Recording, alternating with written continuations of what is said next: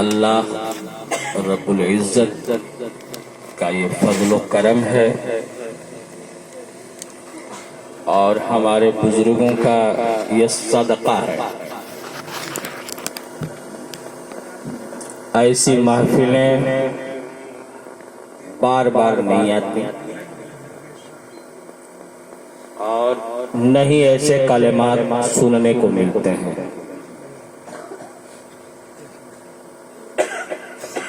अल्लाह जब जिससे काम लेना चाहता है ले लेता है। ये हमारी बड़ाई नहीं है, ये आप सबकी बड़ाई नहीं है, ये अल्लाह का फजल है कि हम जमा हुए और वो हमें सुनने की और सुनाने की तौफीक दिया। कोई भी नेक काम रोज़े अज़ल से लेकर अब तक और रोज़े क़यामत तक जो दीन का काम है, हर जमाने में कोई एक मर्द मुजाहिद पैदा हुआ है। ये और बात है कि हम अकेले ही चले थे जानिबे मंजिल, मगर लोग साथ आते गए और कारवां बनता गया। तकरीबन सोनभद्र ही नहीं, यूपी ही नहीं, झारखंड, बिहार, छत्तीसगढ़, एमपी और दीगर सूबों में भी इस्लाह मुआशरा के तहत हजरत अल्लामा मौलाना मंजूर साहब की सरपरस्ती में ये नाचीज खादिम ने जो काम किया उसका सेहरा मैं समझता हूँ और हक बजानिब है कि मौलाना साजिद साहब के सर है। उसमें इन्होंने पेश रोल अदा किया है और हमारे ये उलमा जो बैठे हैं इन लोगों ने हाथ बढ़ा करके लब्बैक कहा। जब अकबर ने, आपने सुन लिया कि यजीद के खिलाफ कौन गया था? अरे करबला में कौन गया? यजीद के खिलाफ करबला में कौन गया?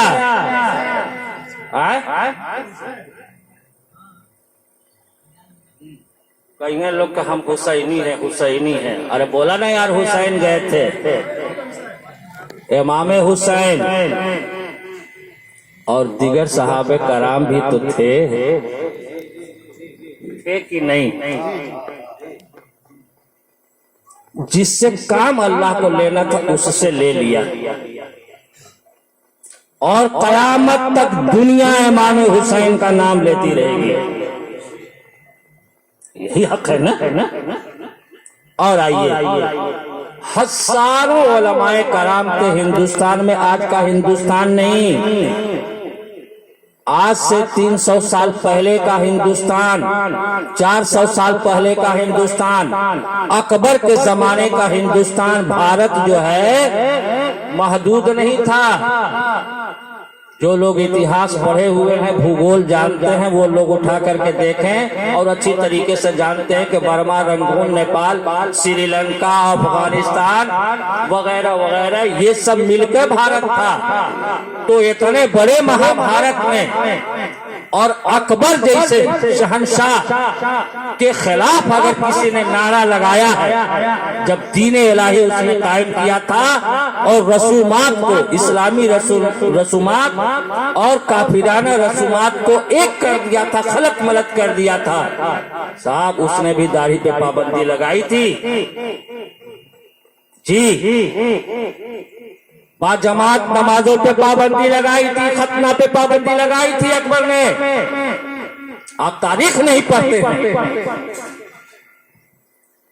और उसके दरबार में बड़े बड़े उलमा थे, लेकिन किसी की जसारत नहीं हुई कि अकबर आजम के सामने कोई बोल सके, गर्दन मार दी जाएगी। अरे हमें तो सिर्फ लोग गालियां ही देते हैं। हाँ देते हैं, हम उन्हें दुआएं देते हैं, हम उन्हें दुआएं देते हैं। अल्लाह ताला उनकी जबान में और तरक्की दे और गोयाई दे। मेरा बड़ा भला होता है, मेरा बड़ा भला होता है। इख्तिसार के साथ एक बुजुर्ग थे, एक शख्स का इंतकाल हुआ, वो रोने लगे। मुरीदों ने कहा हजरत काहे रो रहे हैं? कहा मेरा धोबी मर गया। वो पहपट नहीं, हाँ कह रहे हुजूर वो काम तो हम लोग करते थे, अभी हम लोग जिंदा हैं। कहा नहीं, तुम लोग नहीं समझते, वो मेरा असली धोबी था। हुजूर कपड़ा तो हम ही लोग धोते हैं, वो कहाँ धोता था? कहा मेरे नाम अमाल का वो धोबी था कि जब मेरी गीबत करता था, मेरी बुराइयां करता था, तो मेरे नाम अमाल भूल जाते थे। मेरे गुनाह उसके नाम अमाल में और उसकी नेकियां मेरे नाम अमाल में।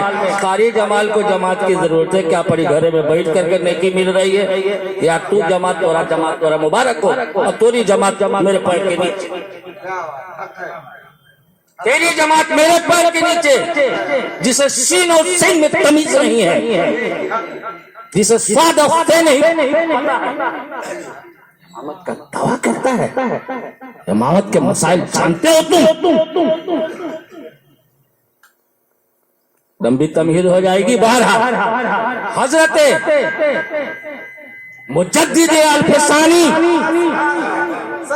सरहिंद शरीफ फारूकी मुजद्दिद अल-फसानी ने अकबर जैसा शहंशाह का नारा बुलंद किया कि अकबर गलत रास्ते पे जा रहा है, इस्लाम में कलफशार पैदा हो रहा है, इस्लाम को मिटा रहा है। 2 साल के लिए गुजरात के जेल में उन्हें अहमदाबाद भेज दिया गया और 2 साल में 600 ईमान वाला बना दिया उसी जेल में। अरे तुम्हें मोहम्मद से कैठो बनाए, ऐसा बनाए कि जो मुक्तदी थे वही भाग गए, जो मुक्तदी थे वही भाग गए।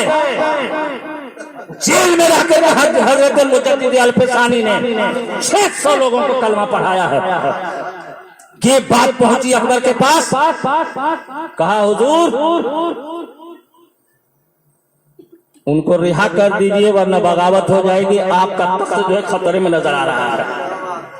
बाइज्जत हजरत मुजद्दिद अल-फसानी शेख अहमद फारूकी सरहिंदी रहमतुल्लाह अलैहि को फिर गुजरात से लाया गया, आप सरहिंद में आए। वही अहमदाबाद की सरजमीन है।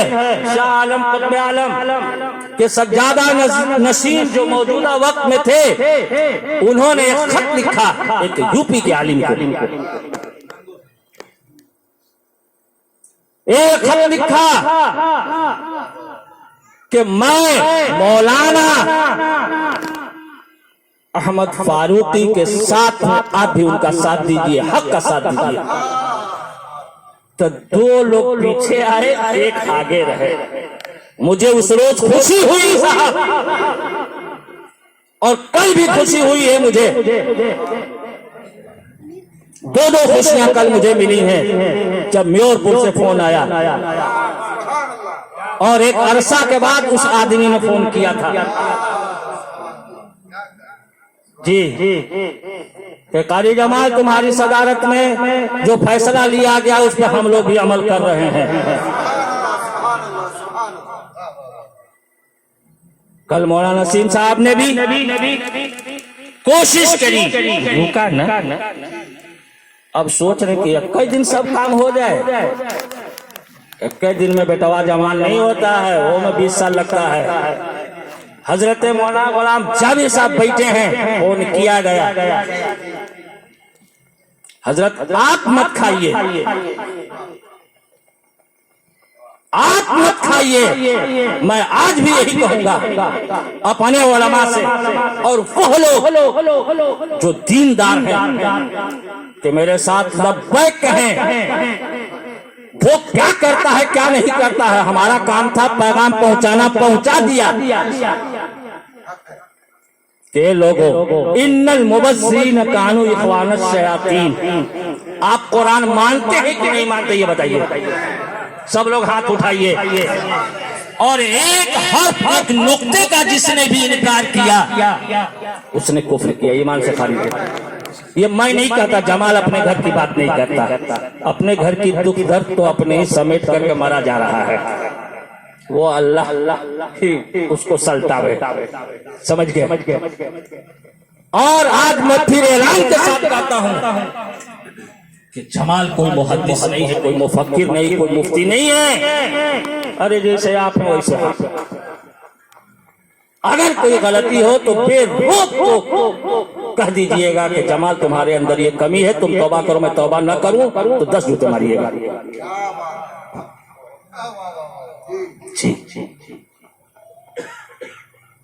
हमारा ये कहना है कि हम परहेज करें,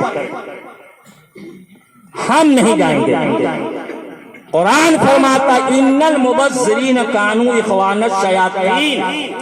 बेशक फजूल खर्ची करने वाले शैतान के भाई हैं। फजूल खर्ची करने वाले शैतान के भाई। आप दिल पे हाथ रख के कहिए अगर ये फजूल खर्ची नहीं है तो जमाल आपसे हाथ जोड़ लेगा, सलाम करेगा, घर चला जाएगा। क्या बाजा बजाना, नाच गाना करना ये फजूल खर्ची नहीं है?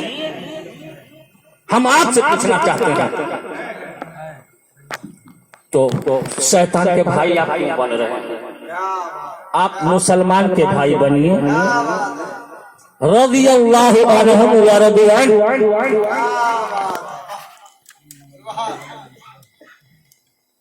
रज़ियल्लाहु, अल्लाह उससे राजी। उलाइका हिज़्बुल्लाह,